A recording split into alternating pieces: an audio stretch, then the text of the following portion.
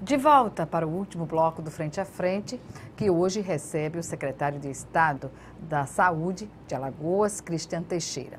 Secretário, falamos sobre medicamentos, sobre fornecedores e agora falemos sobre a judicialização que advém justamente, muitas vezes, a maioria das vezes, pela falta do acesso a um medicamento, a uma prestação de serviço. Como a Secretaria tem enfrentado essa realidade? Com muito diálogo.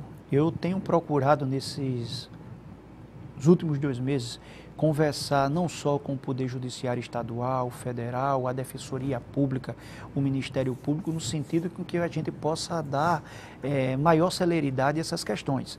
A judicialização, muitas das vezes, eu tenho procurado conversar constantemente com a Defensoria Pública, é prejudicial a todos. Primeiro, ao cidadão, que ele tem o seu pedido alongado porque há necessidade de uma análise mais acurada por parte do magistrado, a Defensoria Pública ela tem que ingressar com aquela ação e tem que mobilizar um aparato estatal, onde envolvemos o Judiciário, a Defensoria Pública, Ministério Público muitas das vezes e a Procuradoria-Geral do Estado. Então, se puder simplificar todo esse aparato estatal, fica mais simples. Então, o que gera a judicialização é a falta de abastecimento nas unidades de saúde.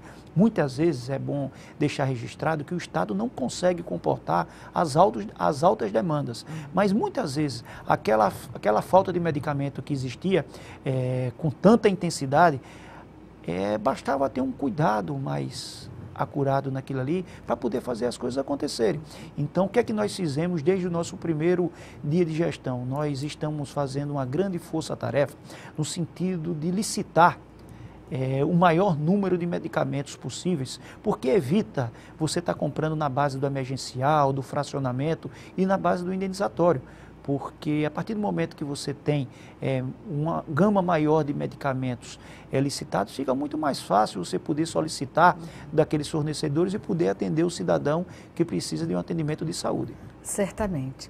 Bem, a Organização Mundial de Saúde já alerta que a depressão será, no ano de 2020, a doença mais incapacitante do mundo. E como o Brasil, o senhor entende que esteja se preparando para este enfrentamento, e Alagoas, principalmente? É bem verdade. Como você mesmo classificou, a depressão é um dos males que vai ter um maior impacto no mundo inteiro. Então, a partir do momento que nós possamos nos preparar, fazer aqueles trabalhos preventivos, e não só na depressão, Gorete, eu posso dizer que outras doenças ela pode atingir nesse mundo corrido que nós vivemos hoje. Muitas vezes o cidadão ele deixa de fazer as suas prioridades e para poder fazer com que ele possa atender às necessidades da sua família. Então, com isso, gera doenças.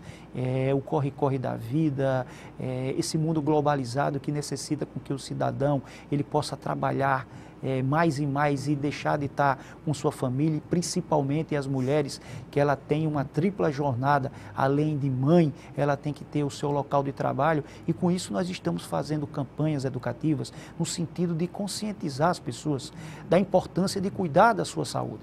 E foi isso que nós fizemos no último final de semana, na 6ª edição do Governo Presente, poder conscientizar as pessoas da necessidade de estar fazendo exames preventivos, poder ter uma alimentação saudável. Nós agora fizemos várias ações, inclusive de conscientização bucal, da conscientização, fazer com que as pessoas possam ingerir alimentos saudáveis. É isso que evita problemas futuros, porque isso causa um custo mais elevado para o Sistema Único de Saúde e você previne as pessoas também a você ter dificuldades na sua saúde. Então, esse trabalho preventivo é de suma importância. Além dessa questão, o que dizer das doenças que já foram epidêmicas e que hoje estão na condição de endêmicas no estado? E o estado de Alagoas não é diferente de outros, Pode ter, claro, algumas doenças que colocam Alagoas nos indicadores preocupantes, mas o que dizer da ação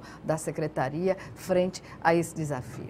Sem sombra de dúvida. Isso é um trabalho que nós estamos fazendo, acompanhando com as diversas áreas, não só na capital do estado, mas no interior, e um trabalho de conscientização à população. Fazer com que evite, fazer com que as coisas possam acontecer com essas dificuldades que a gente está vendo no Brasil como um todo. Você tira a exemplo da zika, do chikungunya e da dengue, muitas vezes é um trabalho de conscientização que você tem que fazer com a população. Evitar que junte água para ter a proliferação daquele mosquito, e sem falar que isso gera um impacto muito negativo no Estado e na União. Então, esse trabalho preventivo junto à população, de prevenção, no sentido de conscientizar o cidadão que ele deve adotar algumas medidas para evitar que a gente tenha uma calamidade que temos assistido aí, principalmente agora com a febre amarela na região centro-oeste, que tem sido uma dificuldade muito grande. Então, a febre amarela ela é ocasionada pelo mosquito, mas o mosquito, muitas vezes, eles têm uma proliferação maior porque o cidadão ele não consegue fazer o trabalho preventivo e não consegue fazer a sua parte. E muitas vezes as pessoas colocam como o Estado como o grande responsável, mas nós temos que ter a conscientização que nós somos o Estado. Nós que fazemos o Estado, o cidadão, ele pode se prevenir e ajudar também essas ações que o poder público realiza no sentido de diminuir o sofrimento dessas pessoas. Secretário, quanto ao papel da vigilância sanitária? A gente observa que nesse período, por exemplo, das denúncias e do escândalo da carne fraca, da Operação Carne Fraca, é claro que o consumidor fica mais atento, sobretudo em ambientes como um supermercado. E eu já constatei de observar, por exemplo, no quesito, os insumos para uma feijoada, observar que a carne que está ali exposta não tinha uma boa aparência. Alguns até com a revalidação da data, mas mostrando que não era compatível o prazo de validade com o aspecto da carne. O que dizer do papel da vigilância sanitária do Estado também nesse aspecto? É muito importante esse trabalho que a vigilância sanitária realiza no dia a dia para a vida do cidadão. Então, além desse trabalho que a vigilância sanitária tem feito aí diuturnamente, é muito importante que o cidadão ele também atente para que qualquer irregularidade que ele observar, fazer a denúncia, a vigilância sanitária, no sentido que a gente possa fazer o trabalho e a fiscalização in loco para poder garantir o bem-estar e fazer com que o cidadão ele se sinta protegido.